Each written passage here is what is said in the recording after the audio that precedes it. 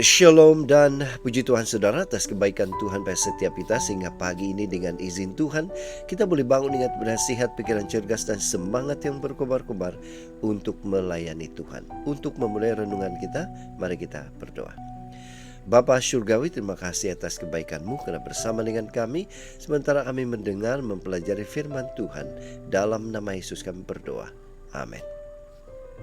Saudara-saudari yang dikasihi dalam Kristus, tajuk renungan kita pagi ini ialah sibuk, berdoalah. Apakah memang kita terlalu sibuk sehingga tidak ada waktu untuk berdoa? Firman Tuhan dalam Markus 1 ayat 35 mengatakan, pagi-pagi benar waktu hari masih gelap, ia bangun dan pergi keluar. Ia pergi ke tempat yang terpencil dan berdoa di sana. Nah saudara, bacaan kita hari ini kita boleh baca dalam Markus 1 ayat 35 hingga 39. Ini merupakan kisah di mana Yesus melayani di Galilea. Nah, apa yang dia lakukan atau apa yang menjadi kebiasaannya sebelum memulakan pelayanan? Ilustrasi.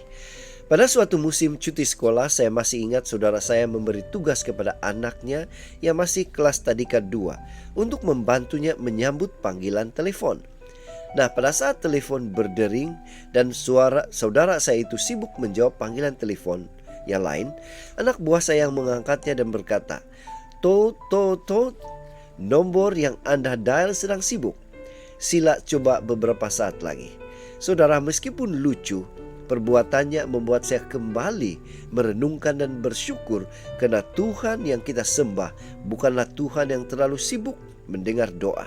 Justru padatnya jadwal seringkali membuat kita merasa tidak ada masa berkomunikasi dengan Tuhan.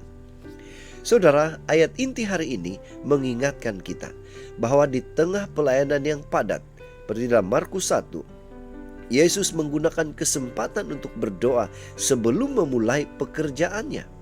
Nah, mengapa Yesus harus berdoa? Melalui doa, Yesus menyatakan dua hal.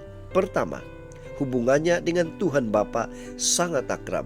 Sepenat apapun kebersamaan dengan Tuhan Bapa, dia tidak sia-siakan. Kedua, Yesus menyatakan hubungannya dengan Bapa adalah hal yang mendasari semua pelayanannya di bumi. Sebagai manusia, dia bergantung penuh kepada Tuhan Bapa. Kehadiran dan kuasa Tuhan itulah yang dia nyatakan pada saat menyelesaikan berbagai masalah, memenuhi keperluan pelayanan, dan mengubah keadaan sekitar. Saudara, bagaimana dengan kehidupan doa kita? Apakah kesibukan dan padatnya jadwal kegiatan seringkali menjadi alasan untuk tidak berdoa sungguh-sungguh?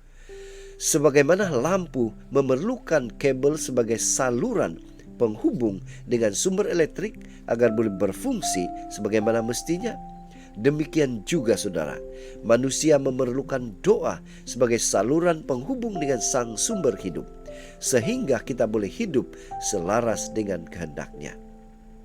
Itu sebabnya saudara, pada pagi ini mari kita ingatkan diri kita bahwa jika kita bekerja, kita saja yang bekerja.